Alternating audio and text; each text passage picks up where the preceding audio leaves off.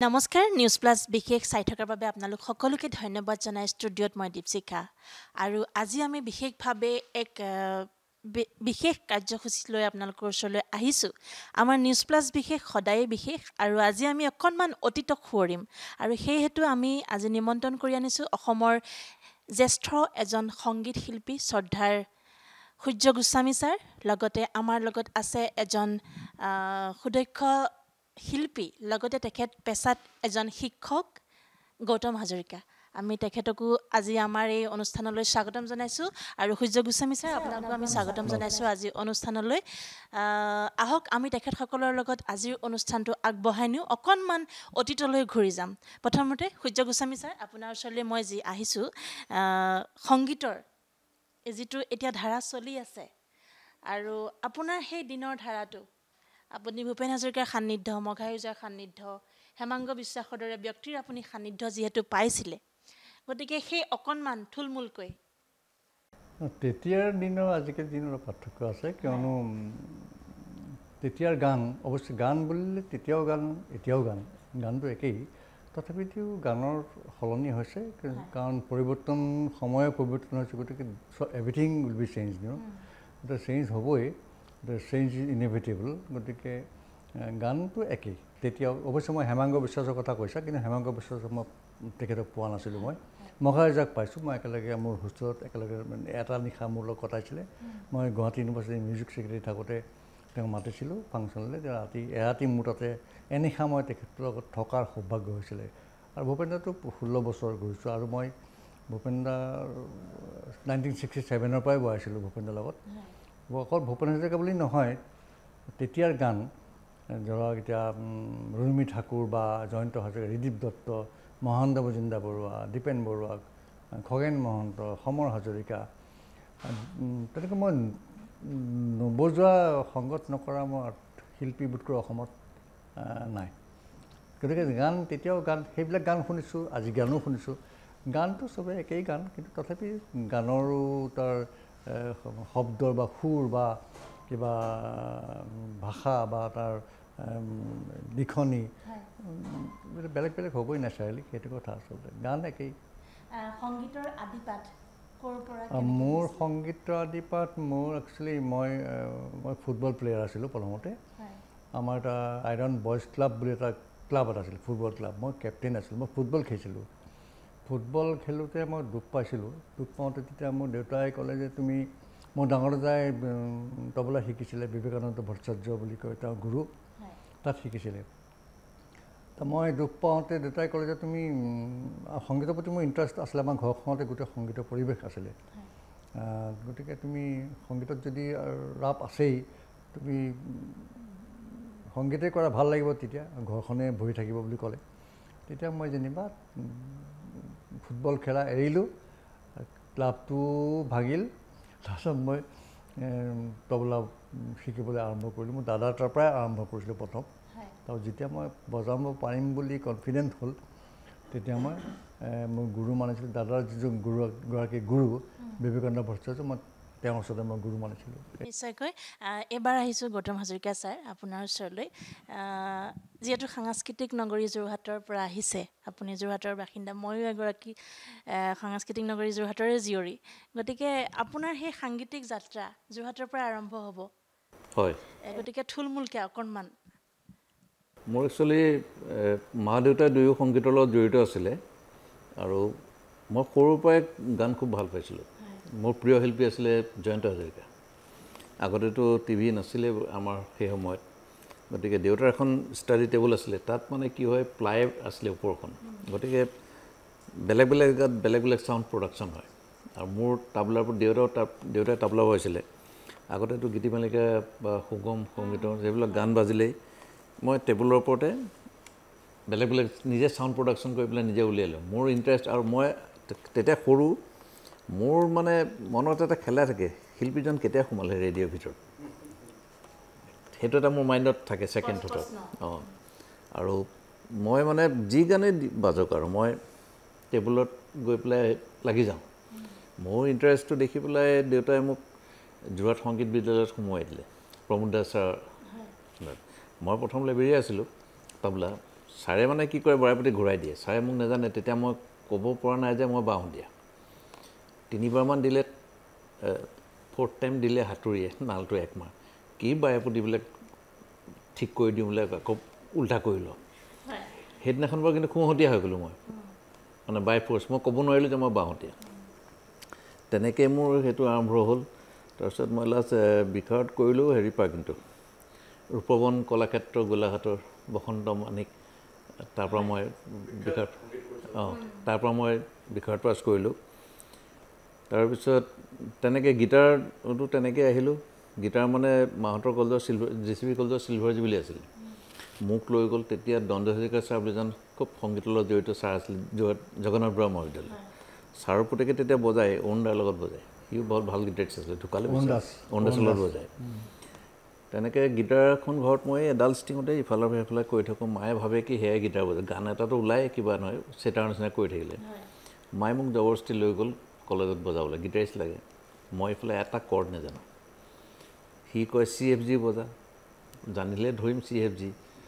ইটো গান কয় AD ধৰ একো নাজানো প্ৰথম দিনাখন পাৰ হৈ গ'ল ঘৰলৈ আহিলোঁ এজন শিল্পী আছিলে ডেনিছ বেংছাৰ ট্ৰাম্পেট বজাইছিলে বিখ্যাত শিল্পী ডেনিছ বেংছাৰ শিষ্য আছিলে প্ৰশান্ত প্ৰতিম শৰ্মা তেতিয়াতো গীটাৰিষ্ট কম গতিকে এটা টাও এটা থাকে ল'ৰাবিলাকৰ যে ই গীটাৰ বজায় মানে জাকত ওলাই থাকে আৰু কোনে কোনে গীটাৰ বজায় সি শিকি আছে তাৰলৈ মই দেওবাৰে যাওঁ সি ক্লাছটো কৰি আহে সি তেতিয়া জয়ন্ত হাজৰিকাৰ গানবিলাক আজি এইটো দিলে কেতিয়াবা বেজাৰতে দিলে বা তোমাৰ কথা বা মোৰ মিনতি তৰা হয় যদি সি মানে অলপ বজাই শুনে তাৰপিছত সি গা চা ধুবলৈ যায় আৰু ইণ্টাৰেষ্টটোতো যিহেতু আছে তাক অবজাৰ্ভ কৰি থাকোঁ তাক মই ক'লোঁ প্ৰশান্ত হেল্প এটা কৰিবনি বোলে কি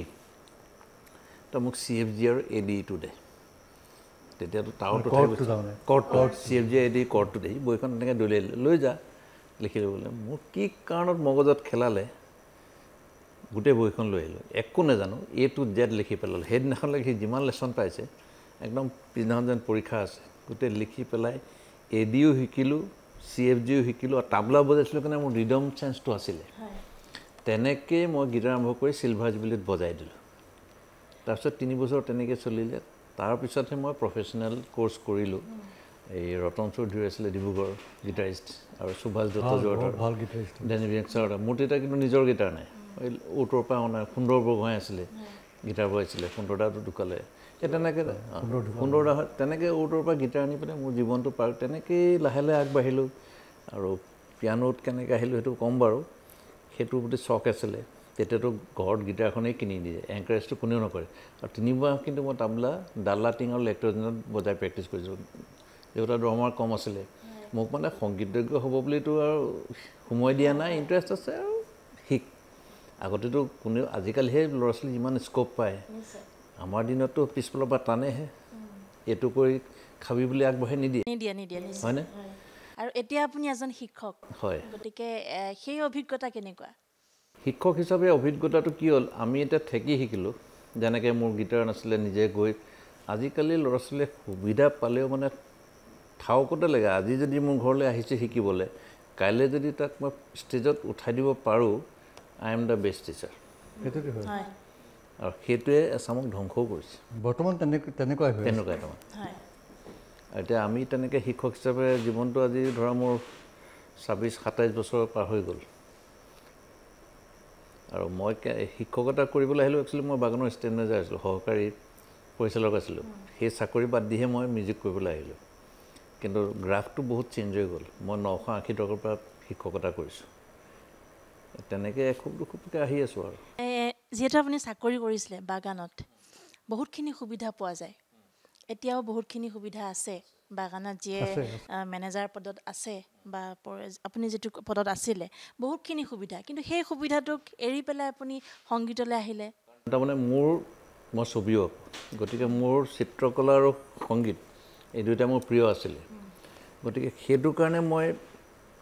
যিদিনাখন মই চাকৰি ৰিজাইন দিম বুলি ডিচিশ্যন লৈছোঁ মই কিন্তু মাত্ৰ 2 ঘণ্টাত মই সম্পূৰ্ণ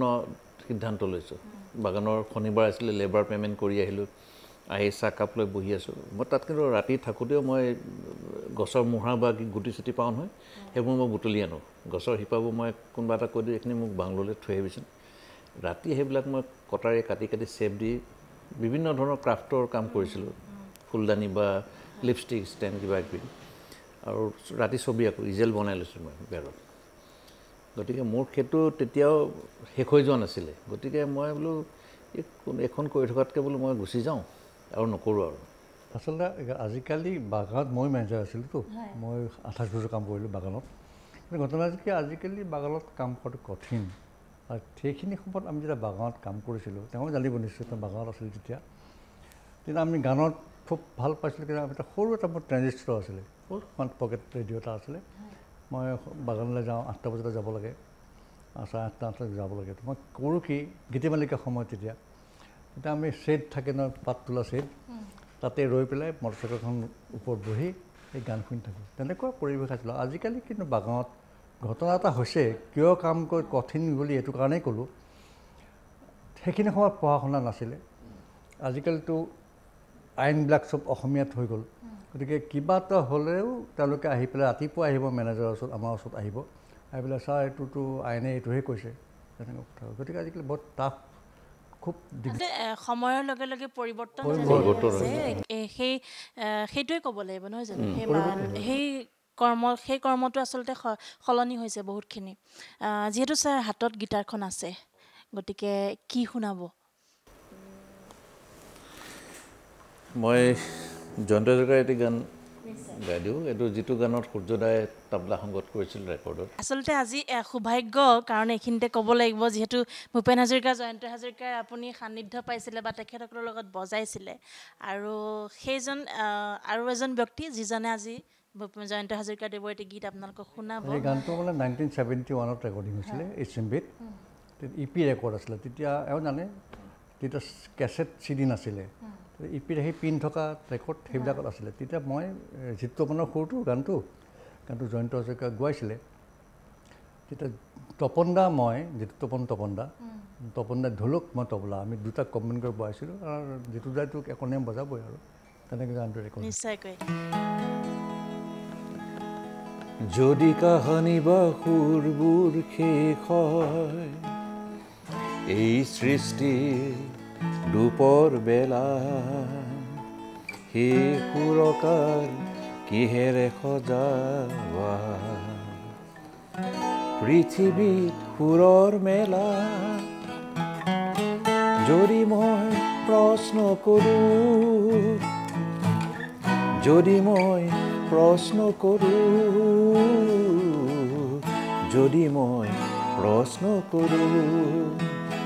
যদি কেতিয়াবা ভাষাবোৰ শেষ হয় নাও মেলোতেই ভাৱসাগৰত সেই কবি তুমি কিদৰে পুজিবা কবিতাৰ নিহিকমৰত যদি মই প্ৰশ্ন কৰোঁ যদি মই প্ৰশ্ন কৰোঁ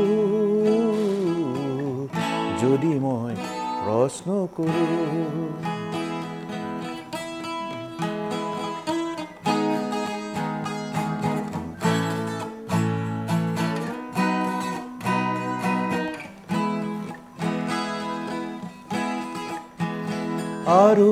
যদি দেখা ৰংবোৰ শেষ হয় আধা আকোতেই ছবিখনে সেই শিল্পী কিদৰে আঁকিবা আধকা ছবিখনে যদি মই প্ৰশ্ন কৰোঁ যদি মই প্ৰশ্ন কৰোঁ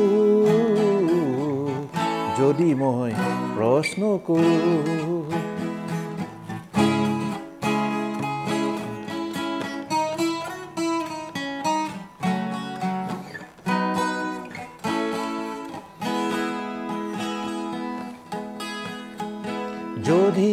আশাবোৰ নিৰাশাহীন হয় জীৱনৰ প্ৰথম পুৱাতেই আৰু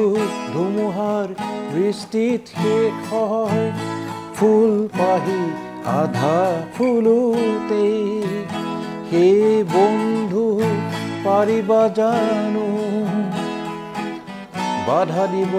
সৃষ্টি নাশিনী যদি মই প্ৰশ্ন কৰোঁ যদি মই প্ৰশ্ন কৰোঁ যদি মই প্ৰশ্ন কৰোঁ সঁচাকৈ খুব সুন্দৰ আৰু যদি মই প্ৰশ্ন কৰোঁ বৰ্তমান আপুনি এখন খুব এতিয়া মই উপস্থাপন কৰিবলৈ হয়তো মোৰ ক'ৰবাত অকণমান প্ৰশ্ন আহি গৈছে এখন খুব অত্যাধুনিক আপুনি বিদ্যালয়ত বৰ্তমান কৰ্মৰত গতিকে সেই অনুপাতে সেইখন স্কুলৰ বা তাতে আপুনি শিক্ষকতা কৰি আপোনাৰ সেই অভিজ্ঞতাটো কেনেকুৱা হৈছে তাৰমানে কি মোৰ শিক্ষকতাটো যিহেতু মই সুবিধা এৰি পেলাই শিক্ষক হ'বলৈ আহিলোঁ গতিকে মোৰ সেইটো এটা পেশ্যন বুলি ক'ব পাৰা কাৰণ আৰু মই এটাই চিনি পাওঁ ল'ৰা ছোৱালী যোনে হওক ছাত্ৰ ছাত্ৰী ছাত্ৰ ছাত্ৰী অভিভাৱকেই আৰু মই শিক্ষকেই আৰু সুবিধাৰ কথাটো হৈছে কি যদি তুলনামূলকভাৱে ক'বলৈ যাওঁ সমাজত দুইটা শ্ৰেণীৰ প্ৰয়োজন আছে সব যদি একেটা স্তৰলৈ গুচি যায় কিছুমান কাম কৰা মানুহ নোহোৱা হৈ যাব গতিকে সেই বেলেঞ্চটো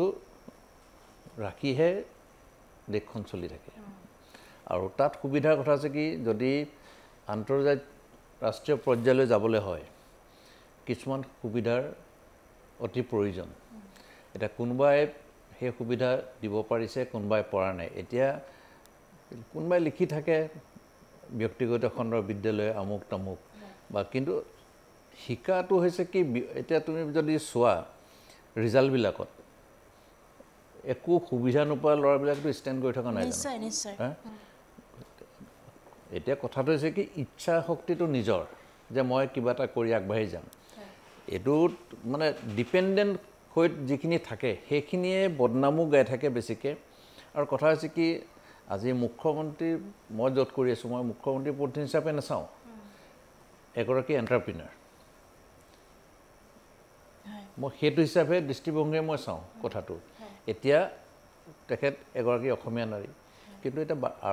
বাকী যিবিলাক ব্যক্তিগত খণ্ডৰ স্কুল আছিল সেইবিলাকতো অধ্যয়ন আজি ৰবট ইউজ কৰিছে কথা এটা কৈছোঁ ৰয়েল গ্ল'বেলত কিন্তু ৰয়েল গ্ল'বেল বা সংস্কৃতি গুৰুকুল বা সৰলা বিৰলা তেওঁলোককতো কোনেও প্ৰশ্ন কৰিবলৈ যোৱা নাই যে তোমালোকে এইখিনি সুবিধা দিছা এইখিনি ক'ত পালা কিন্তু আজি যিহেতু এগৰাকী অসমীয়া নাৰী অসমৰ সেইকাৰণে বহুত কথা কৈ থাকে হয়তো মুখ্যমন্ত্ৰীৰ পত্নীৰ কাৰণে ইমানখিনি প্ৰশ্নৰ তেখেত সন্মুখীন হৈছে আৰু যিটো কথা কয় এতিয়া মই যদি তুলনামূলকভাৱে কিছুমান চাওঁ বৰ্তমান উন্নতি নাই হোৱা বুলি মই নকওঁ কাৰণ এটা ফালে উন্নতি হৈছে এইটো 5টা আঙুলি সমান নহয় সকলোৱে সকলো সুবিধা নাপায় আমি যেটা মধ্যবিত্ত পৰিয়ালৰ মানুহ আমি সুবিধা অসুবিধাটো আমি ইমানটা বাছ বিচাৰলৈ নাযাওঁ কিন্তু সুবিধা দিবই লাগিব মোৰ অভিজ্ঞতাটো কি যথেষ্টখিনি সুবিধা দিছে আৰু সেইখিনি যদি এভেইল কৰিব পাৰে ল'ৰা ছোৱালীয়ে যিখিনি সেইখিনি আগবাঢ়ি যাবলৈ সক্ষম হ'ব সেইটোৱে এবাৰ মই ছাৰৰ ওচৰলৈ আহিছোঁ মই প্ৰথমতে কৈছোঁ যে মঘাইজা আপুনি ভূপেন হাজৰিকা জয়ন্ত হাজৰিকাৰ সান্নিধ্য খুব বেছিকৈ পাইছে মঘাইজাৰ এদিন হ'লেও পাইছে বা জয়ন্ত হাজৰিকা আৰু ভূপেন হাজৰিকা আপুনি তেখেতৰ লগত বজাইছে গতিকে সেই বিষয়ে কওকচোন আৰু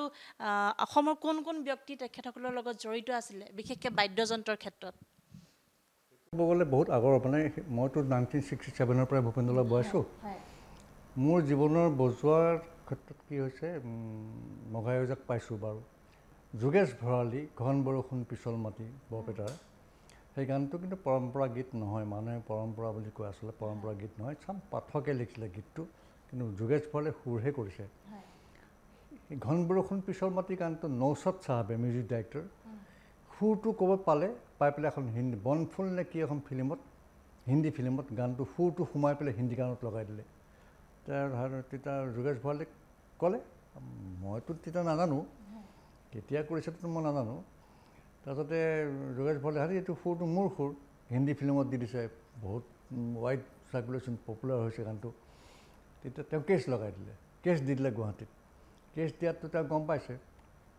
নৌচদ চাহাব বোলে হেনো দেই মইতো নাজানো কলিকতালৈ আহিছিলে কলিকতালৈ আহোঁতে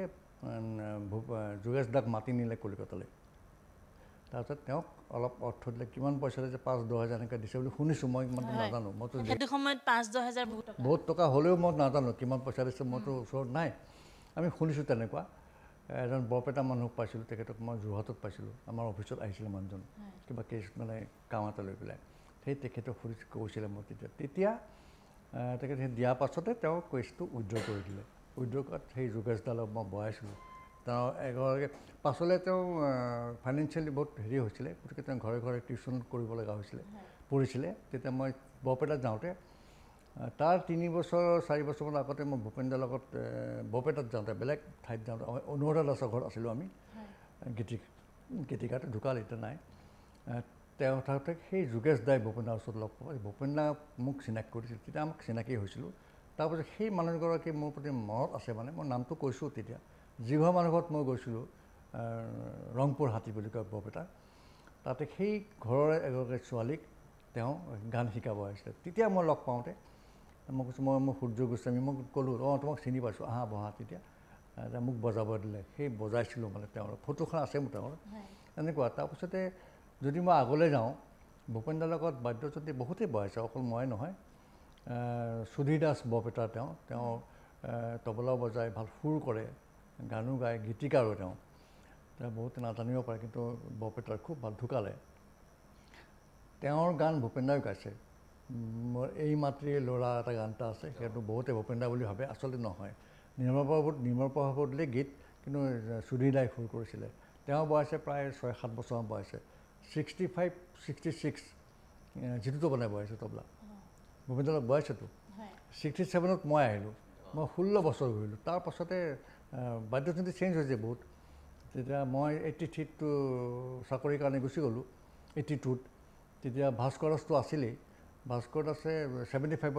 জয়ন্ত হাজৰিকা এৰি দিলে ভাস্কৰ দাসে আহিলে ভাস্কৰ দাসে আহোঁতে 86ত এপ্ৰিলৰ বহাগ বিহুৰ সময়ত ভাস্কৰে এৰি দিলে এতিয়া সৌৰভ দাস আছিলে চেনীগুটিৰ তেওঁ আছিলে তেওঁ লগত আছিলে ঘৰত হেৰি কৰোঁতে কিন্তু ফাংচনলৈ নাহে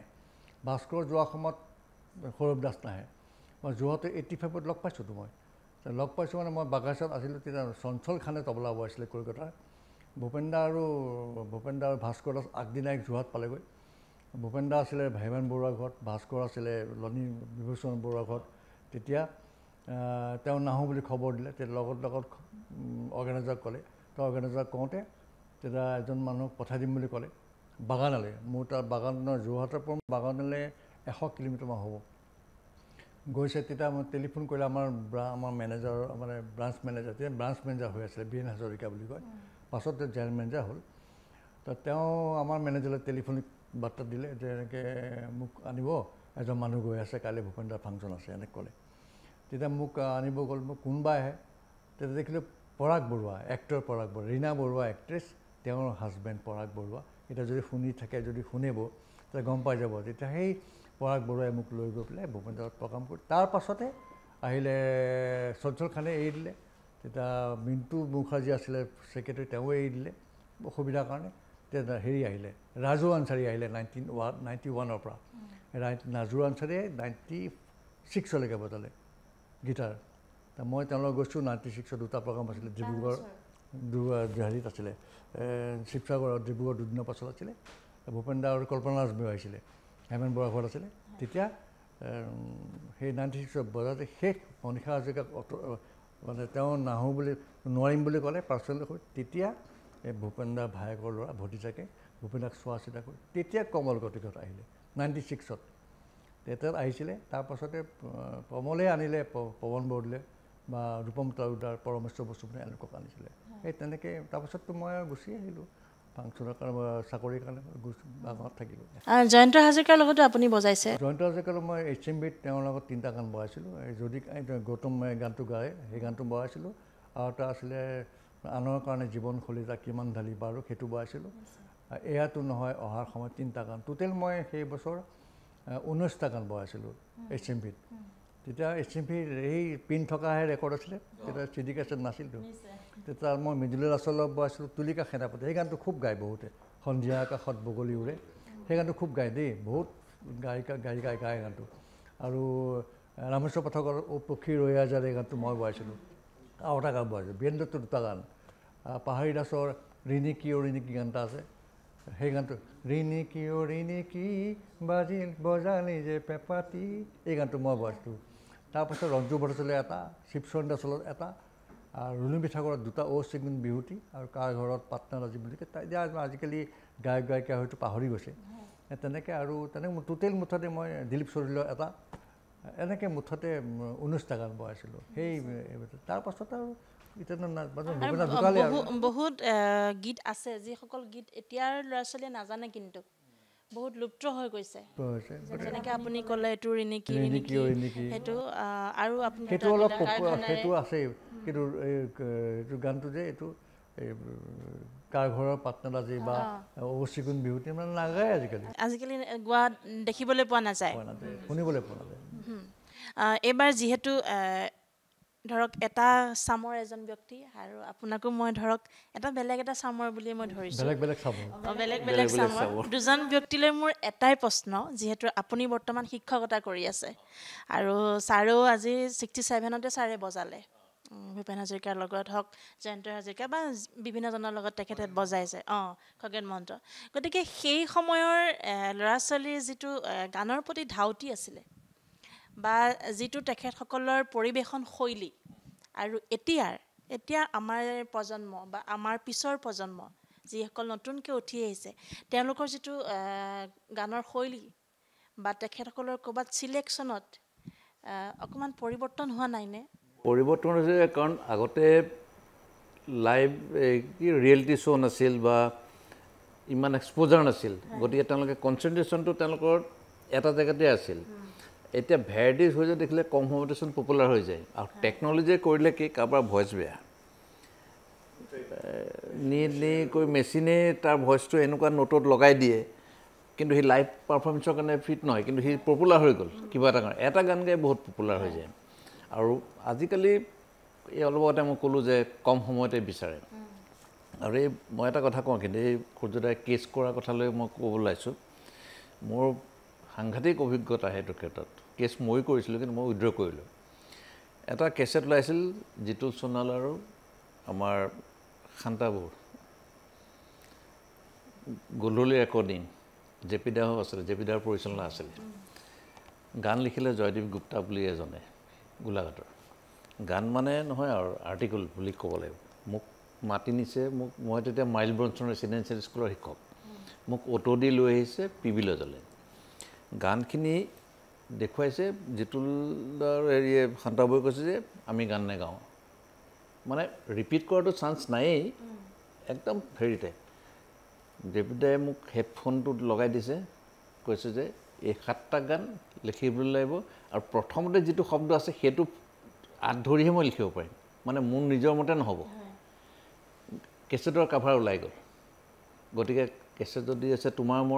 মৰম ফ'ল' কৰিহে মই গানটো লিখিব পাৰিম যদি সন্ধিয়া আছে সন্ধিয়া ফ'ল' কৰি কৰিম 7টা গান মই এঘণ্টাৰ ভিতৰত লিখিলোঁ 8 নম্বৰ গানটো অলপ পুনাই মেলি দিলোঁ জেপিদাই সেইদিনা কৈছে ফাষ্টেষ্ট লিৰিক্স ৰাইটাৰ আৰু সেইবাৰ ক'ল কি সেই 7টা গোটেইখিনি গানটো মই লিখিলোঁ মোৰ কিন্তু কেছেটত নাম নাই পে'মেণ্টৰ ক্ষেত্ৰতো খেলিমেলি কৰিছে তেতিয়া মই কেছ কৰিম বুলি কৈছিলোঁ কিন্তু পাছত মই ভাবিলোঁ যিজনে প্ৰডিউচ কৰিছিলোঁ এজন মোৰে চিনাকি আৰক্ষী বিষয়া এতিয়া তো মই সেইটো উইড্ৰ কৰি ল'লোঁ আৰু এতিয়া প্ৰজন্মৰ কথা হৈছে মই কিছুমান গান লিখিছিলোঁ সেইবোৰ হেৰি আমাৰ বেলেগ গাইছে আমাৰ সন্ধ্যা বাইদেউ গাইছে বন্দনা শৰ্মাই গাইছে তাৰপিছত কল্পনাই মোৰ 14টা গান গাইছে কল্পনা পাটোৱাৰী কলেজ গাৰ্ল এয়াৰ হোষ্টেছৰ গানখিনি মোৰেই এইফালে জুবিনৰ মৌচুমী কাক ভাল পোৱা তুমি গানটো মোৰ মই লিখা গান আৰু লাহে লাহে মই দেখিলোঁ আমি ক'ৰবাত মানে স্বীকৃতিটো নাপাওঁ কাৰ গান অমুকৰ গান বৰ্ণ বিকাশ মৌচুমীশ্বৰীয়া গানো মই লিখিছোঁ সেইটো মই জাষ্ট ফাংচন এখন লগ পালোঁ মোক ক'লে যে গান এটা লাগিব কাইলৈ কিন্তু ৰেকৰ্ডিং আছে গধূলি আহি মই ফাংচন চাই আহি পেলাই গানটো লিখি দিছোঁ কিন্তু সেই যে দিলোঁ গানটো তাৰপিছত আৰু দেখা দেখি নাই এতিয়া জয়ন্ত দত্তৰ কথা ক'লে জয়ন্ত দত্ত আৰু হেম শইকীয়া মোৰ প্ৰথম কিন্তু অভিনন্দন শিৱসাগৰৰ পৰা ৰিলিজ হৈছিলে সেই তাত মই অভিনন্দন কেছেট মই 3টা গান লিখিছোঁ প্ৰবীণ শইকীয়া আৰু ৰশ্মি শইকীয়া তাই গাইছিলে আৰু মোক কিন্তু আগতে প্ৰেৰণা যোগোৱা নাছিলে ঘৰত দেউতাই কিবা লিখি থকা দেখিলে কয় থ ফালিবি কবি হ'ব নালাগে পঢ় বুলি কৈছিলে কিন্তু সেই কেছেটটো ওলোৱাৰ পৰা কিন্তু মোক কোনোদিন দেউতাই একো নোকোৱা হ'ল আচলতে গতিকে আমাৰ লিৰিক্সৰ মাজত ডিফাৰেঞ্চ আছে সেই মানে আজিকালি ক'লা যে এতিয়া যে তেতিয়াৰ গান ঘটনা কি এতিয়া হৈছে কি সেই দিনৰ এতিয়া ধৰা এজন গায়িকাই 8-10জন মিউজিচিয়ান লয় আমাৰ সময়ত ভূপেন নাম মই জয়ন্ত হাজৰিকা তিনিটাই বহাইছিলোঁ ইভেন মই তেজপুৰ যাওঁতে মোৰ সৌভাগ্য জীৱনত মোৰ জীৱনৰ সৌভাগ্য বহুত হৈছে দেই ইটছ মাই ফৰ্চুন যে মই কিমান achievement of my musical life ঘটনা হৈছে কি তেজপুৰ গৈছোঁ ফাংচন কৰিবলৈ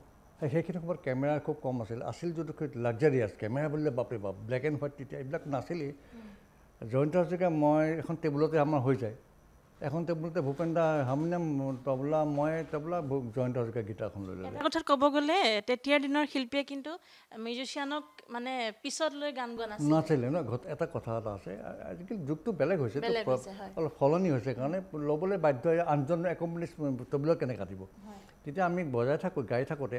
এজন মানুহ উঠি আহিছে উঠি আহোঁতে ভূপেন দাৰ কাষত থিয় হৈছে ভূপেন দাৰ গান ভূপেন দাৰ 68ৰ কথা কৈছোঁ মই কটন কলেজত BA পঢ়ি আছোঁ 68 চনৰ কথা কৈছোঁ তাৰ বহুত ইমান বছৰ 56 বছৰ আগতে যি নহওক তেতিয়া এজন মানুহ উঠি আহিছে ভূপেন দাৰ ওচৰত থিয় হৈছে থিয় হওঁতে ভূপেন দাই 4টামান গালে নেকি ইমান বছৰ আগৰ কথা 3-4টামান গালে এতিয়া ভূপেন দাই হাৰমনিয়ামখন এৰি দিলে সেই মানুহজনে হাৰমনিয়ামতে গান এটা গাই আছে তখন পাব্লিক অকণমান হেৰি হৈছে কিবা মেজাজী মানুহজন এনেকুৱা মই কৈ আছোঁ ছাছপেঞ্চ দি আছোঁ আচলতে মানুহজনে তেতিয়া গানটো এৰি পেলাই নামি দিলে he got down from stage মই ৰাঙাদাক সুধিলোঁ জয়ন্ত হাজৰিকাক সুধিলোঁ মানুহজন কোন বিষ্ণুপ্ৰসাদ ৰাভা মই তেতিয়া মানে বিষ্ণুপ্ৰসাদ ৰাভা তেতিয়া এনেকুৱা আৰু এতিয়া হোৱাতে বা কলাগুৰু বিষ্ণুপ্ৰসাদ ৰাভা বাপৰে কি বিশাল ব্যক্তিত্বৰ এগৰাকী শিল্পী মই তবলা বজাইছোঁ অকণমানকৈ মোৰ কিমান জীৱনত গতিকে মোৰ জীৱনৰ এচিভমেণ্ট বহুত আছে আৰু এটা মোৰ জীৱনৰ এচিভমেণ্ট কি হৈছে এইটো আউটট্ৰেক মানে সেইটো অভিজ্ঞতা এনেকুৱা আজিলৈকে কোনো শিল্পী মই দেখা নাই কাৰো নাম ওলাই এই যোৱা বছৰ 27 আগষ্ট তোমাক পঠাইছিল নেকি মই নাই পঠোৱা নেকি এই যে APSC মোৰ প্ৰশ্ন কৰিছিলে নাই পঠোৱা তাৰমানে যোৱা বছৰ 2023 চনৰ 27 আগষ্টত সেইটো তুমি নাজানা এইটো ৰিচাৰ্চ এছিষ্টেণ্ট এক্সামিনেশ্যন এটা হৈছিলে আণ্ডাৰ অসম লোকসেৱা আয়োগৰ আছাম পাব্লিক ছাৰ্ভিচ কমিশ্যনৰ সেই প্ৰশ্নখনত এটা প্ৰশ্ন আহিছে 10 নম্বৰৰ মোৰ নামটো প্ৰথম কাৰেক্ট দ্য এনচাৰ মানে শুদ্ধ উত্তৰ বিচাৰিছিলে ছেকেণ্ড পাৰ্বিন চুলতানা 3 নম্বৰত ইন্দিৰা PP বৰা 4th প্ৰতিমা বৰা পাণ্ডে প্ৰতিমা বৰা পাণ্ডে কিন্তু ফ'ক ছিংগাৰ বুলি দিছে মোক দিছে কি ক্লাছিকেল ডান্সাৰ পাৰ্বিন চুলতানাক দিছে হেৰি তবলা প্লেয়িং ইন্দিৰা PP বৰাক তেওঁক বিদেশ ঘূৰি ফুৰে তেওঁক দিছে Hindustani classical singer correct the answer দিব দিছে গতিকে মোৰ নামত যেতিয়া APSC পৰীক্ষাত মোৰ নামত প্ৰশ্ন কৰিছে তাকে ডাঙৰ এচিভমেণ্ট মোৰ কাৰণে হ'ব মোৰ কাৰণে সাধাৰণ এজন বাদ্যযন্ত্ৰী আৰু মোৰ লগত কাক দিছে পাৰ্বিন চুলতানা প্ৰতিমা বৰা মই কোন তেওঁলোকৰ মই একোৱেই নাই অথচ মোৰ নামটো তাত APSC পৰীক্ষাত প্ৰশ্নত কাকতত মোৰ নাম ওলাইছে নিশ্চয়কৈ খুব আচলতে আমাৰ কাৰণে সৌভাগ্যশীল মোৰ কাৰণে it's my great achievement of my musical life সেইকাৰণে কৈছোঁ আচলতে ক'বলৈ মানে মন গ'ল কাৰণে কৈ দিলোঁ আচলতে ডাঙৰ কথা APSC পৰীক্ষাত মোৰ নামত কাৰেক্ট দ্য এনচাৰ দি পেলাই প্ৰশ্ন কাকত আৰু আপোনালোকৰ দৰে ব্যক্তিক হয়তো আজি চামে চিনি পোৱাটো খুবেই প্ৰয়োজনীয় বহুতে কিন্তু ক'ৰবাত ৰৈ গৈছে বহুতে কিন্তু চিনি নাপায় কেতিয়াবা সেইকাৰণে চিনি পোৱাটো খুবেই মই ভাবোঁ চিনি পাব লাগে কাৰণ আপুনি ক'লে যে বিষ্ণু ৰাভা আপুনি লগ পাইছে আপুনি ভূপেন হাজৰিকা জয়ন্ত হাজৰিকাৰ লগত বজাইছে বহুতৰ লগত বজাইছে তাকে জীৱনত সেইটোতো মঘাইজৰ সান্নিধ্য আপোনাৰ এটা ডাঙৰ কাহিনী আপুনি মহম্মদ ৰফি গুৱাহাটীলৈ আহোঁতে 1972 মই গুৱাহাটী ইউনিভাৰ্চিটিৰ মিউজিক ছেক্ৰেটাৰী গুৱাহাটী ইউনিভাৰ্চিটি যেতিয়া মই আছিলোঁ মিউজিক ছেক্ৰেটাৰী মই MA পঢ়ি আছোঁ পলিটিকেল ছায়েন্সত 72 কেতিয়া বছৰবিলাকৰ 72 চন বহুত বেছি আৰু তেতিয়া ভূপেন দাই ক'লে যে এটা জিকিৰ গাব দিলে মানে অৰ্গেনাইজাৰে ক'লে ভূপেন দা তুমি জিকিৰ এটা শিকাই দিওঁ তাই বেলিবুত লৈ গ'ল মোকে হেমেন হাজৰিকাকে লৈ গ'ল আমাক গাড়ীত ৰাখিছোঁ মোকতো সোমাব নিদিয়ে ক'ত সোমাব দিব মহম্মদ ৰফি ক'ত মই কোন ক'ৰ কি আৰু মই কোন তেতিয়া মই গাড়ীতে বহি আছোঁ হেমেন হাজৰিকা মাতিলে হেমেন আহা গানটো লিখি দিয়া ৰফি চাহাবৰ ৰুমত গ'ল ভূপেন দা তেতিয়া দুগৰাকী মহান শিল্পী বাপৰে বাপ তাৰপিছত গানটো লিখি দিলে চাহেব যায় হয় চাহেব হয় এই গানটো এতিয়া ভূপেন শব্দটো ঘপকৈ কৈ দিলে যেনেকৈ অসমৰ একম্প্লিছটোৱে অসমীয়া গান এইটো চেণ্টিমেণ্ট আছে যদি অসমীয়া একম্প্লিছটোৱে বজালে বেয়া পাব নেকি কৈ বাট নাই ৱেলকাম কপালে ফুলিলে পৃথিৱীত জীৱনত মই লগ পোৱালে বজাই ৰফিৰ লগত মই বজাইছোঁ ধেমালি নেকি ইণ্টাৰেষ্টিং কি দুখ লগা কথা সেইদিনা যিখিনি মিউজিচিয়ানে বজাইছিলে চব ঢুকাল except me I am just মই জীয়াই আছোঁ বাকী চব ঢুকাইছে ভূপেন উজিৰ গোপাল বড়ো প্ৰভাত শৰ্মা জয়ন্ত হাজৰিকা ভূপেন হাজৰিকা তোমাৰ ৰফি পৰ্যন্ত কৈছোঁ আৰু চব ঢুকাল মই আছোঁ আৰু এটা কৈছোঁ দেই আমি আলিপুৰদুৱাৰ ফাংচন কৰিছিলোঁ দুখন টাউনশ্বিপ এখন ৰেলৱে টাউনশ্বিপ এখন জেনেৰেল টাউনশ্বিপ বৰ বেয়া ঠাই নহয় আলিপুৰদুৱাৰ সাংঘাতিক আমি গ'লোঁ ফাংচন ট্ৰেইনেৰে গ'লোঁ আমি জোনেল ট্ৰেইনিং চেণ্টাৰ এটা আছে তাতে ফাৰ্ষ্ট ফ্ল'ৰত আমি আছোঁ তেতিয়া আছোঁ তাৰপিছতে ফাংচন হ'ল তাত আমি গৈছিলোঁ 9জন 9 টোটেল 8জন ঢুকাল মই বাকী 8জন ঢুকাল নাই ন'বডি ন' মোৰ I am just only I am survey আৰু আচলতে সেয়া ভগৱানৰ আশীৰ্বাদ হয় যেন এটা প্ৰশ্ন মোৰ সদায় মনত আছে যিহেতু আপুনি সেই সময়ৰ ব্যক্তি গতিকে মই আপোনাক এটা প্ৰশ্ন কৰিম মইনা কোন বিধাতাই সাজিলে তোমাৰ পদুম চকুটি হয়নে ক'ৰবাত এনেকুৱা হৈছিল নেকি যে আমাৰ অসমৰ সংগীতক হয়তো বহি ৰাজ্যত বা আমাৰ বাহিৰৰ দেশৰ ফ'ক মিউজিকত ক'ৰবাত আমাৰ সুৰখিনিক নি চুৰ কৰি ধৰক এনেকৈ সজাইছিলে নেকি গানত ঘটনা আছে হিন্দী ফিল্মত আছে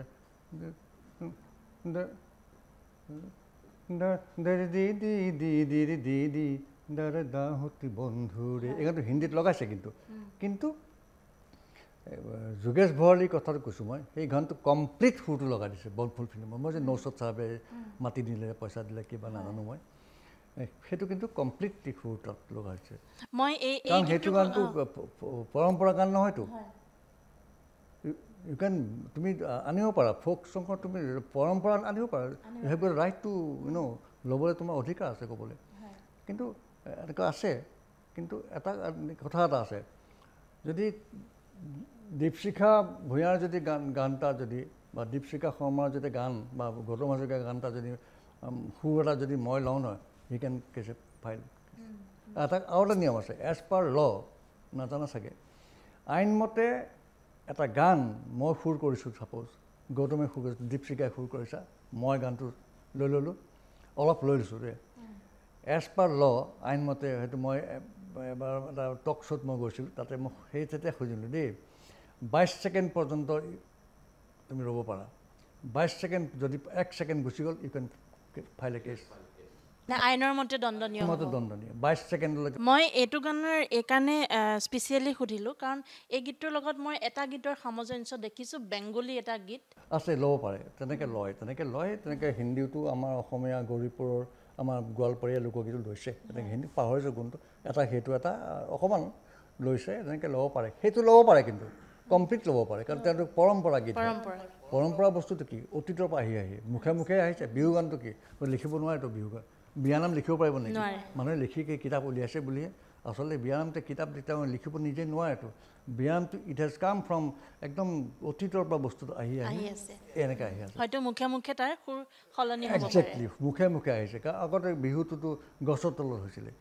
গছ বিহু পথাৰৰ মাজত হৈছিলে এতিয়াতো মঞ্চলৈ আহি গ'ল নিশ্চয়কৈ মই আকৌ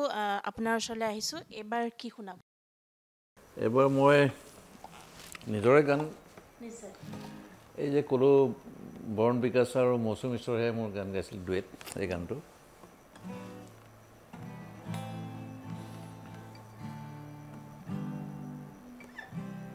এইটো আছিলে ডুৱেট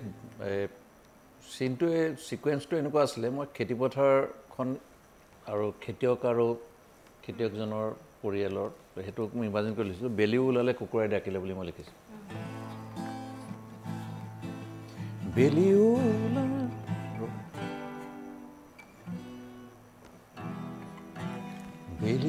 ওলালে কুকুৰাই ডাকিলে খাৰ তই পালিলে নাই যাবলৈ ওলালো খেতি পথাৰলে হালে বাং গীতকে গায় ফিমেল চোতালো সাৰিলো গাও তিয়ালো তোৰেহে খবৰ নাই চাকিটি জ্বলাই যাম আখললে চাই নিম জগে ভৰাই দুইজনে গায় এই পথাৰ আমাৰ সপোন সেই পথাৰ বিয়াৰ সপোন এই পথাৰ ইমান আপোন সেই পথাৰ বিয়াৰ সপোন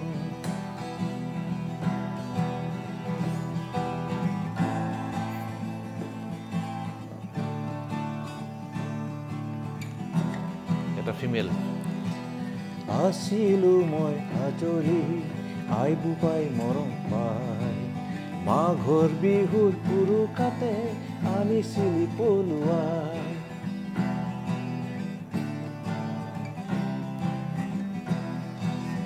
আছিলো মই আজৰি আই বোপাই মৰম পাই মাঘৰ বিহুৰ পুৰুকাতে আনিছিলি পলুৱাই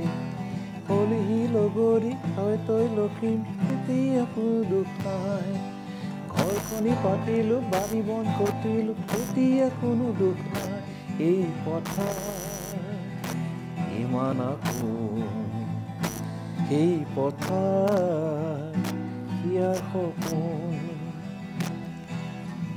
এটা মেলটো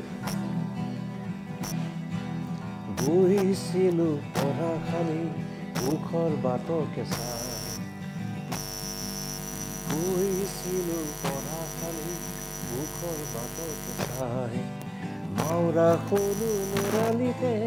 আছিল যে গ'ল হেৰাই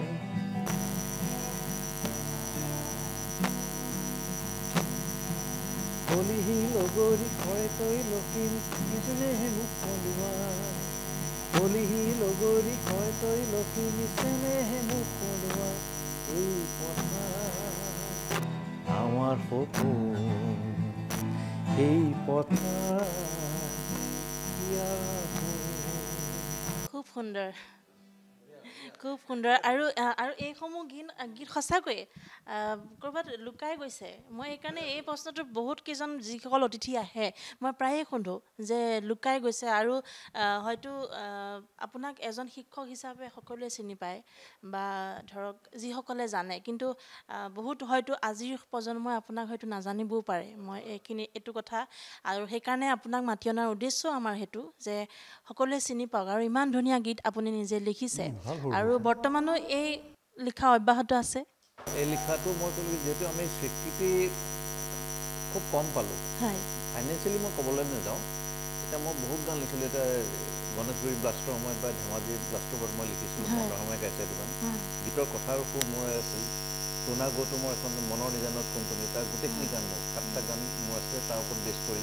লিখিছিলে কিন্তু আমাক ক'ৰবাত যেন আমি স্বীকৃতিটো নাপালোঁ সেইকাৰণে মই নিজৰ গান মই নিজে গাওঁ এতিয়া মই কাৰণ দুৰ্ণ সময়তো মই লিখিছিলোঁ সেই খবৰ জাতি কৰি গ'লে তেতিয়া এনেকুৱা ধৰণৰ গান লিখিছিলোঁ গতিকে আমি সেই হিচাপে এতিয়া নিজে ভাল পোৱা কামটো কৰি গৈছোঁ এতিয়া মই কথাটো এনেকৈ লওঁ যে কোনোবাই ভাল পায় নাপায় সেইটো একো কথা নহয় কিন্তু মোৰ নিজৰ যিটো মেণ্টেল ছেটিছফেকশ্যন সেইটো ডাঙৰ আৰু আমি শেষ কৰিম বেছি দীঘলীয়া নকৰোঁ ছাৰ এতিয়া প্ৰজন্ম মই আপোনাক যেতিয়াৰ পৰা লগ পাইছোঁ সদায় আপুনি পজিটিভ কথাই কৈ থাকে কিন্তু এতিয়া আমি এইবছৰ বিহু যেতিয়া অতিক্ৰম হ'ল বিহুত আমি দেখিলোঁ যে বহুত পপুলাৰ ছিংগাৰে কিন্তু লাইভ শ্ব'ত মানে প্ৰগ্ৰেম কৰোঁতে অকণমান ক'ৰবাত যেন তেওঁলোকৰ কিবা এটা ভুল হোৱা যেন হৈছে কণ্ঠৰ ক'ৰবাত তেওঁলোক যেন ৰৈ গৈছে এইটো কিয় হৈছে বা তেওঁলোকক উদ্দেশ্য কৰি আপুনি কি ক'ব আচলতে কি হয় সকলোতে ভালেই গায় বাৰু সকলোৱে নকওঁ কিন্তু ঘটনা তেওঁলোকে বহুত প্ৰগ্ৰাম কৰেতো একেৰাতিতে ক'ৰবাত 2-5জন কৰে বা তাকো এটা দুটা গান নহয় 10টা-15টা গান গায় গতিকে ডেইলি 15টা 10টা 12টা 15টা গান গায় গতিকে ভইচ ক্ৰেক হৈ যায় বা ভইচ ডিষ্টিউন হৈ যায় কিমান গাব এনেকুৱা গতিকে আৰু গোটেই বছৰটোৰ কাৰণে গান গায় অলপ অৰ্থও লাগে প্ৰত্যেক শিল্পী জীয়াই থাকিবও লাগিব আৰু গায়ক গায়িকাৰ লগে লগে আমাৰ একম্প্লিট মিউজিচিয়ানখিনি বাচি থাকিব আৰু মিউজিচিয়ানখিনি বাচি নাথাকিলে কেনেকৈ হ'ব গোটেই বছৰটোত ফাংচন নহয়েই গতিকে 2-এজনৰ কথা বাদ বাকী কোনো নাপায় ফাংচন গোটেই বছৰটো কিন্তু ভালেই হৈছে যিমান আৰ্টিষ্ট কিন্তু অকণমান বয়স যেতিয়া হৈ আহিব সেইটো এটা কথা আছে বয়সৰ ফালৰ পৰা কথা আছে বা প্ৰেক্টিচৰ কথা আছে আখৰা কম চাগে বা এনেকুৱা কম হয় গতিকে তেনেকুৱা ইট হেপেন্স সেইটোৱে মই সেইকাৰণে আপোনাক সুধিলোঁ কাৰণ কিছুমান এনেকুৱা আজি ছ'চিয়েল মিডিয়াৰ যুগত বহুত লোকে কিন্তু অকণমান নিগেটিভ কমেণ্ট কৰি তেওঁলোকক হীনমন্যতাত হীনমন্যতাত পঠায় মই সেইকাৰণে আপোনাক ক'লোঁ যে কি কাৰণ হ'ব পাৰে উচিত নহয় সেইটো ক'ব নাপায় কাৰণ সেইটো মানুহে মেচিনেৰো দেখোন ভাঙি যায় নতুন এখন তুমি মটৰচাইকেল শ্ব'ৰুমৰ পৰা লৈ আনিলা অলপ আহি পেলাই অলপ পাছতে দেখুৱালা পাৰ্টছ ভাঙি গ'ল ইট ডাজন্ট মিন ডেট গাড়ীখন বেয়া কোম্পানীটো বেয়া কথা তেনেকৈ মানুহৰ ভইচটো এইটো হিউমেন বিং কেতিয়াবা হৈ যায় ঘটনাকে মই ভাবোঁ যে ডেষ্ট্ৰাকটিভ ক্ৰিটিচিজম হ'ব নাপায় কনষ্ট্ৰাকটিভ ক্ৰিটিচিজম হয় যিটো নেকি ডেষ্ট্ৰাকটিভ হ'লে সেই মানুহগৰাকী বা সেই ভাঙি যোৱাৰ ফল থাকে সেইকাৰণে তেনেকুৱা মানে পাব্লিকৰ ডিমাণ্ডটো অলপ বেলেগ ধৰণৰ গায়কজনে যিটো গান তেওঁ কমফৰ্ট ফিল কৰে সেইটো বাহিৰত গৈ কিছুমান গান কেতিয়াবা পাব্লিকে ডিমাণ্ড কৰে যিটো তেওঁ ভইচটো চুট নকৰে এই বাইক ফোৰ্চ যেতিয়া গাবলৈ যায় তেতিয়া হয়তো অলপ ট্ৰেক হৈ যোৱাটো স্বাভাৱিক নিশ্চয় যিটো গানৰ হয়তো তেখেতে প্ৰিপেৰেশ্যন নকৰিবও পাৰে নিশ্চয়কৈ আৰু খুবেই ভাল লাগিলে আজি দুয়োগৰাকী ব্যক্তি আমাৰ নিমন্ত্ৰণ ক্ৰমে আজি অনুষ্ঠানলৈ আহিলে আৰু মই ইমানতে আজি অনুষ্ঠানটো শেষ কৰিম বহুত কথা থাকি গ'ল বহুত কথা বাকী ৰৈ গৈছে হয়তো আকৌ আমি পুনৰ লগ